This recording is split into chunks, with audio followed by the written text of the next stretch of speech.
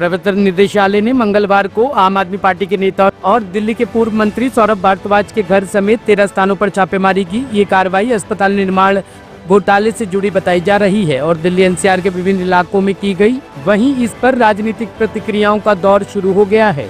आप संयोजक अरविंद केजरीवाल ने कहा कि आप इस तरह की रेडों से डरने वाला नहीं है। दिल्ली के पूर्व मुख्यमंत्री और आप संयोजक अरविंद केजरीवाल ने इस कार्रवाई को मोदी सरकार का एजेंसियों का दुरुपयोग बताया। उन्होंने कहा कि सौरभ भारद्वाज के घर ईडी की रेड मोदी सरकार द्वारा एजेंसी के दुरुपयोग का एक और मामला है।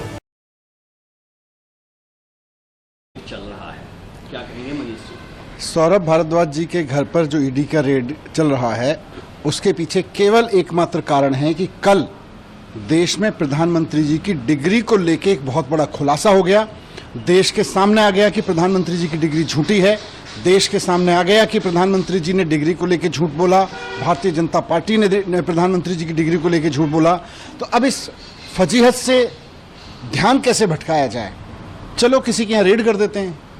ईडी वालों को पूछा जी कोई केस होगा, रेड बताओ किसके यहाँ करनी है। बोले जी अरविंद जी के यहाँ भी हो चुकी, सत्येंद्र जैन के यहाँ भी हो चुकी, मनीष सिसोदिया जी के यहाँ हो चुकी। बोले सौरभ भारद्वाज के केस का क्या हुआ? तो ईडी वालों ने बताया सौरभ भारद्वाज के बारे में कि जी सौरभ भारद्वाज जब मंत्री थे, केस तो उस समय से पुराने का है, वो जब वो मंत्री नहीं थे। तो बोले कोई बात नहीं, ध्यान तो भटकेगा। तो ध्यान भटकाने के लिए, प्रधानमंत्री जी की डिग्री के मसले से ध्यान भटकाने के लिए सौरभ भारद्वाज जी के घर पर रेड की जा रही है ईडी की।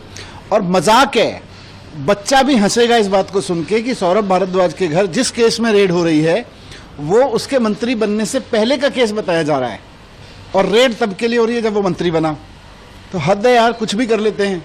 मतलब ध्यान भटकाना है, थोड़ा जवाब दे देते हैं, हाँ जी डिग्री के बारे में गलती हो गई हमसे, या डिग्री का सच ये है। यूनिवर्सिटी के लोग आके कह देते डिग्री पे बात नहीं करेंगे, फर्जी केस करेंगे। तो इनकी डिग्री भी फर्जी, इनके केस भी फर्जी।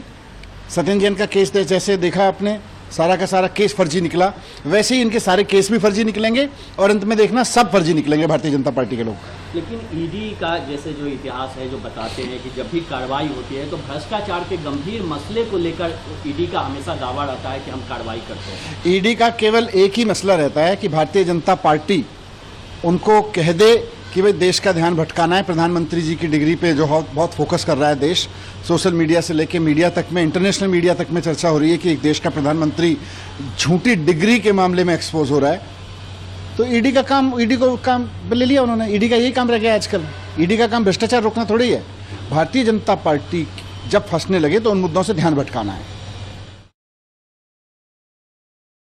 प्रदेश के अध्यक्ष और पूर्व मंत्री हैं, उनके ऊपर आज ईडी ने छापा मारा है। सौरभ भारद्वाज पे जो मामला बनाया गया है वो पूरी तरीके से निराधार, झूठा और बेबुनियाद है। और ये बात मैं इसलिए कह रहा हूं कि जो ये केस बनाया गया है उस वक्त सौरभ भारद्वाज मंत्री ही नहीं थे। तो एक झूठा और बेबुनियाद केस बना के सौरभ भारद्वाज को फंसाने की कोशिश की जा रही है। और हम सबने देखा कि कैसे सत्येंद्र जैन के मामले में 3 साल तक उनको जेल में रखने के बाद सीबीआई ने कह दिया उनके खिलाफ कोई सबूत नहीं। एक झूठा केस सत्येंद्र जैन पे बनाया। आम आदमी पार्टी के नेताओं पे लगातार झूठे केस बना बना के उनको जेल में डालना भारतीय जनता पार्टी, मोदी सरकार की एक नीति बन गई है, एक उनका रवैया बन गया है, हमको दबाने के लिए, हमको झुकाने के लिए। और ये सब कुछ आज क्यों हो रहा है अचानक?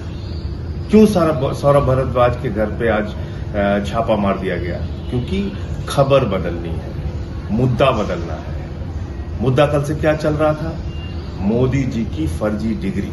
मोदी जी की फर्जी डिग्री के ऊपर चर्चा देश में ना हो, इसलिए आज ये ईडी का छापा मार दिया गया। तो मुझे लगता है कि आम आदमी पार्टी के नेताओं के बारे में, उनकी ईमानदारी के बारे में, सच्चाई के बारे में पूरा देश जान चुका है। और इस तरह से झूठे मुकदमे बना के आप उनको परेशान नहीं कर सकते, झुका नहीं सकते, रोक नहीं सकते। ऐसी तमाम कोशिशें चाहे वो मोदी कर लें, अमित शाह कर लें, बीजेपी कर ले, वो कामयाब होने वाली नहीं। जय हिंद। ब्यूरो रिपोर्ट, टीम मानस न्यूज।